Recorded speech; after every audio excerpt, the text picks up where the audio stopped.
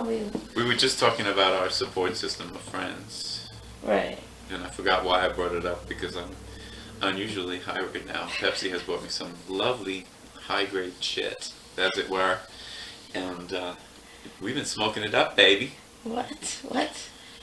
Who is I'm this 51 years old and I still Pepsi feel that like you I'm a speak young of? man. Sorry. Who is this Pepsi that you speak of? Oh, my girl, she's sitting right next to me. Are you in the frame? I'm trying You're not like to be. barely in the frame. I know. You need to be in the frame. Why? What the hell is wrong with you? Of course you're going to be in the frame. The damn thing is about you. I bet you Not think the this song was one. about you. Yes, it is. All about just you. Pepsi, we No. love This you. one isn't about me. This one isn't about me. This one's Oh. about us. Okay. Talking about all the things that, All the things she said. the things that go on in the universe. I'm kind of a musical person, so I think of songs often when life is happening, as life often does. No matter what we do to stop it. It's alright. My brain does that too. It answers people and music. Mm, I'm gonna steal a cigarette from you. yes. Can you pass it to me? So that I might steal it? You might pass it to Thank you. lean this way and you'd be more in the frame because we're not even going to cut you out. We need to have you in the frame and here we are. We're not supposed to be smoking, but we're smoking a few Hi. because, we're working and working people need a smoke sometimes. The both of us are in the same boat because we're here smoking a cigarette and we're not supposed to be smoking. Allegedly smoking cigarettes. I'm doing it because I'm stressed out because I'm going to have to tell my boyfriend of 3.5 years tomorrow that he can't stay here when he gets out of the psych ward that I sent him to when I called the cops the other day. And he's a black man. And I was scared out of my mind that something was going to go left. But I figured this is New York and I crossed my fingers and they were very nice and all good people as far as I could tell. They did a good job. And the whole experience broke my heart because I thought that I could handle it. But after having had 3 hours sleep and I wake up and he's in the window, naked, dancing around, and the traffic below can see him before they make the turn when they're getting off the Bronx River Parkway. And I couldn't even wake up. I laid there for a while, and when I finally woke up, I tried to communicate with him, and he was completely incommunicative. He's, by the way, he was depressed, and he was on some medications for anxiety as well, and nightmare pills. And when he went off his meds, he became a different person. And I watched the man that I loved, the man that was so sweet to me, who I bonded with, made love with on a regular basis. It started out as a sex thing, but feelings started to grow, and now I find out all this time later that basically he's, just trying to survive. And stupid me, I fell for it. He was looking for someone else to take care of him, basically. But if you're on psych meds and you need them to be tolerable to other people, then I guess it's probably the best thing to keep taking them.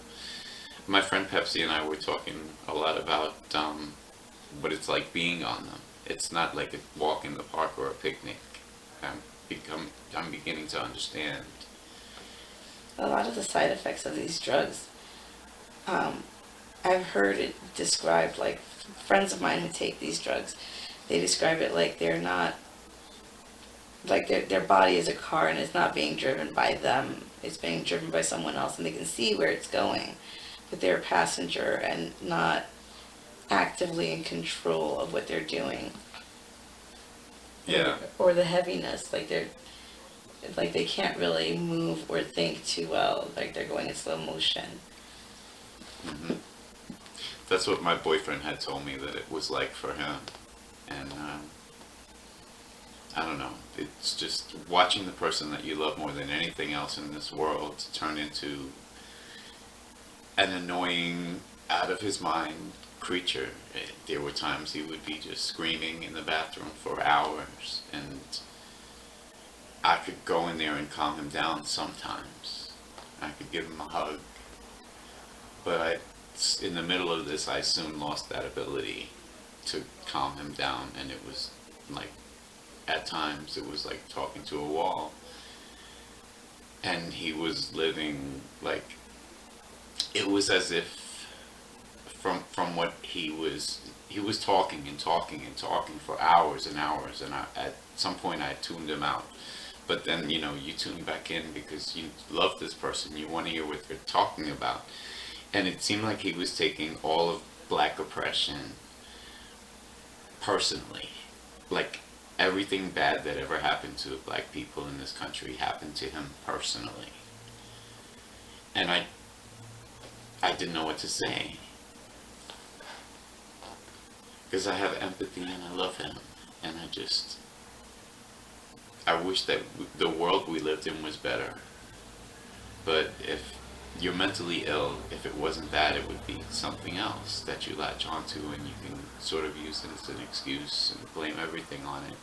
But at the same time, racism is real, so I know that he's seen that on many occasions in his life. But still, it's not the same thing as being a slave yourself. Right. Anyway, I know it's a touchy subject area, and I certainly don't want to offend anybody.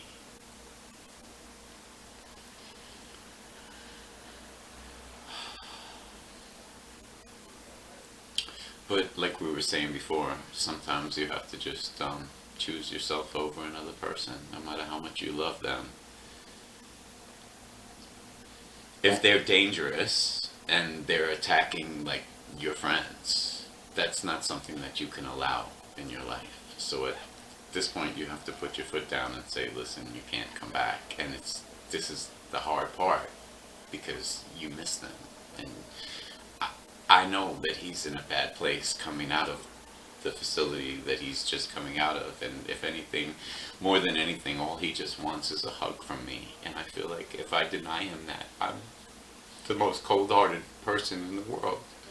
Because he would look at me and say, you said you loved me. And I still do.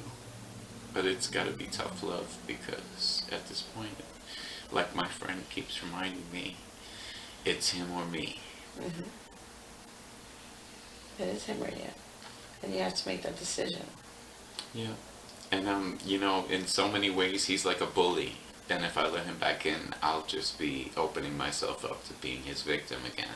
And that's not what I want to do, how I want to live. I'm not sure what he's going to say when he gets a chance to talk to me. First, I have to give him his phone back.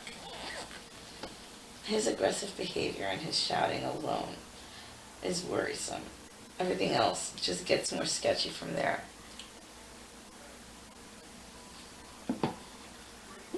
It's too many things. And something flashed up there. I don't know. It's not like a low battery or something. On the right side? No, in the middle. It was up there for a second and then it disappeared. Well, probably it's telling me my battery's running low. Anyway, I'm not looking forward to tomorrow. But I will live through it. Maybe something that I'm not aware of will change what's going to happen. I mean, you can imagine something and think that you have it down pretty pat in your mind about what's going to happen, but what actually happens doesn't always match up. So, of course, I'm open to whatever happens, but hopefully we all have a peaceful day, and I'll leave it at that. You're always much more of an optimist than I am. Nah, I still might open the door and hug him. I won't. No, you don't have to. Although he may want to hug you too, because he's a little... Touched? Well, maybe not because of that, I don't know. Maybe he does kind of like you in his own way. I really do think he does, kind of. He has never spoken a bad word about you, and he's found a reason to not like a lot of people around here, so that's saying something. You should learn how to use me like my kids use me. as a weapon.